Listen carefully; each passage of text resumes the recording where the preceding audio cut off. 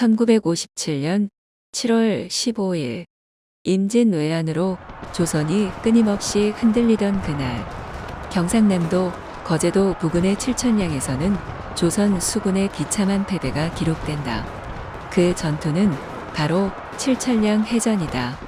임진왜란이 진행되면서 조선의 수군이 차근차근 모아놓았던 전투함은 최소 130척, 기록에 따라 다르나 전투함인 판옥선, 수송선 등 모든 배를 합치면 300여 척까지 기록되기도 했다. 적군을 압도했던 조선 수군. 하지만 칠천량 해전 며칠 전부터 칠전량 해전까지 외나라에 의해 격침되고 빼앗기고 표류하게 된 수군의 배. 상실된 전투함의 기록을 보면 어이가 없는 부분이 많다.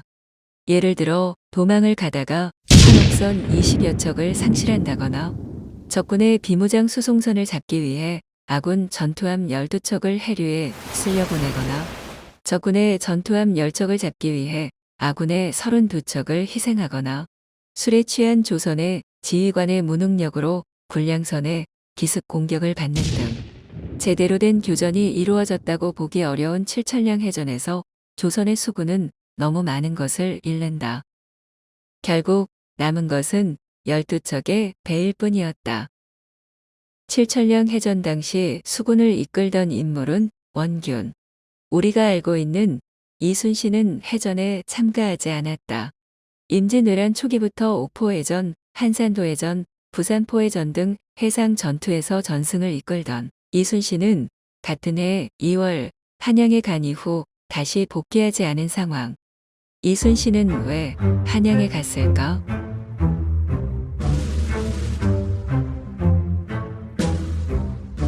칠천량 해전으로부터 5년 전 1952년 임진왜란 시작 후 이순신은 옥포해전에서 적선 26척을 침몰시키며 임진왜란 최초로 조선의 승리를 가져온다.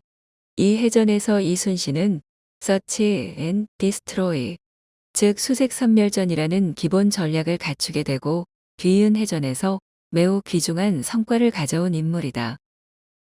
이후 수많은 전투 중 유명한 전투는 바로 한산도 대첩. 거짓으로 도주를 하다가 돌연 180도 선회하면서 양쪽 날개를 펼쳐 적을 포위한 채로 섬멸하는 하객진이 처음으로 구사된 해전이다. 세계의 해전사에서도 의미가 깊은 한산도해전을 통해 비로소 조선은 해상권을 장악하고 외나라도 한 발 물러서는 기회를 갖는다. 여담으로 도요토미 데요시는 바로 해전 금지령을 내리기도 한다. 이후 일본군 진영인 부산포에서 적군 전함 100대 이상을 불태워버리는 성과까지 가지고 있던 이순신. 그렇다면 칠천량 해전이 있었던 시기에 이순신은 왜 한양에 있었을까? 첫 번째 이유는 부산 외영 방화 사건. 이순신은 자신의 부하들이 부산 적진에 들어가 배와 장비를 불태운 성과를 조정해 보고한다. 하지만 이 보고는 거짓 보고로 판명된다. 사실은 이순신의 부하들이 성과를 이순신에게 허위로 보고하였으나 이순신은 이를 그대로 알린 것뿐이었다. 정작 조치를 받아야 할 이순신 부하들은 아무런 징계가 없고 이순신만 파직될 위기에 놓이게 된 사건이다. 두 번째 이유는 가토 기요사마의 조선 도착 사건. 조정에서는 이를 막기 위해 이순신에게 출격을 명령하였으나 이순신은 풍랑에 갇혀서 바로 진격할 수 없는 상황이었다. 이로 인해 가토는 조선에 이미 도착을 하였고 뒤늦게 69척의 함대로 부산포를 초토화하지만 가토는 잡지 못하게 되어 조선 조정의 책망을 받게 된다.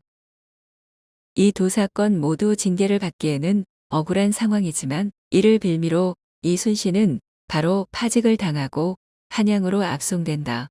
한양에서 투옥된 후 한동안 갇혀 지내야 했던 이순신. 칠천량에서 이순신을 볼 수 없었던 이유는 여기에 있었다.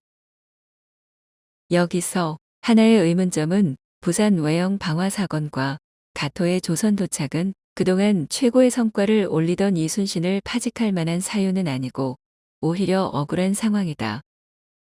이러한 파직의 배경에는 이순신이 정치적 모략에 의해 당시 조선의 왕이었던 선조에게 미움을 받고 있었기에 가능했던 일이다.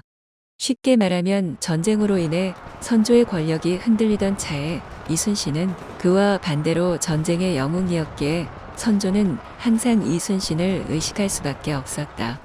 또한 이순신에게 평소 적대적인 감정을 가지고 있던 원균의 움직임도 한몫하는데 가토를 놓친 이후 원균은 저라면 가토를 잡을 수 있습니다. 라고 보고를 올리고 선조는 이순신 파직 후 바로 원균을 그 자리에 세운다. 앞서 말했듯이 그 결과는 매우 처참했다. 이때 칠천량에서 겨우 수습한 12척의 전투함. 이순신이 복귀한 후 아직 12척의 배가 남아 있습니다. 라는 어록을 남기며 펼쳐진 명량해전을 통해 조선이, 아니 이순신이 다시 해상권을 장악하게 된 것은 다행인 일이다.